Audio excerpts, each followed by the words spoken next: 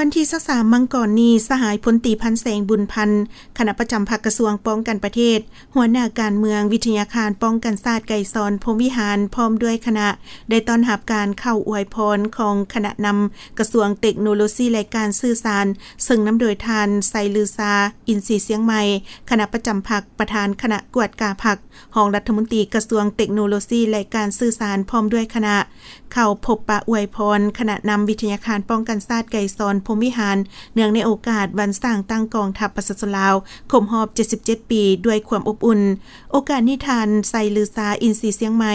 ได้ต่างหน้าให้คณะนำกระทรวงเทคโนโลยีและการสื่อสารก็คือพนักงานทั่วแขนงการเทคโนโลยีและการสื่อสารกล่าวแสดงคำอวยพรอันอบอุ่นต่อคณะพักคณะบัญชาวิทยาคารป้องกันศาสตร์ไก่ซอนพรหมวิหารตลอดฮอดพนักงานนักรบนักเรียนนักศึกษาก็คือนายและพลทหารทั่วกองทัพประชาชนลาวจงมีพลานามัยสมบูรณ์มีความผาสุกในชีวิตส่วนตัวและครอบครัวพร้อมกันสืบต่อเฮ็ดสำเร็จหน้าที่อันมีเกียรติสง่าที่พรรครัฐและประชาชนมอบหมายให้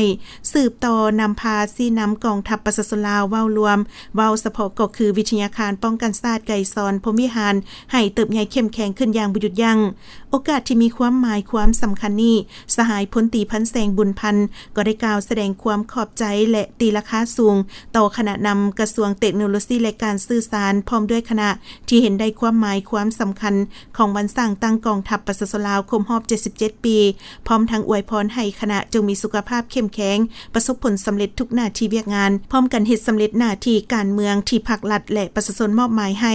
โอกาสเดียวกันนี้กระทรวงเทคโนโลยีและการสื่อสารยังได้มอบคอมพิวเตอร์โน้ตบุ๊กจำนวน2หน่วยให้แก่วิทยาคารป้องกันศาสตร์ไก่ซอนพรหมวิหารเพื่อนำใช้เข้าในการปฏิบัติหน้าที่เวียกงานซึ่งรวมเป็นมูลค่า17ล้านกว่ากีบโอกาสดังกล่าวคณะนำวิทยาคารป้องกันศาสตร์ไก่ซอนพรหมวิหารยังได้สร้างขบวนการแข่งขันกีฬาเปตังมิตรภาพระหว่าง2คณะนำวิทยาคารป้องกันศาสตร์ไก่ซอนพรหมวิหารกับคณะนำกระทรวงเทคโนโลยีและการสื่อสารเพื่อหัดแน่นความสามัคคีให้แน่นแฟ้นยิ่งขึ้น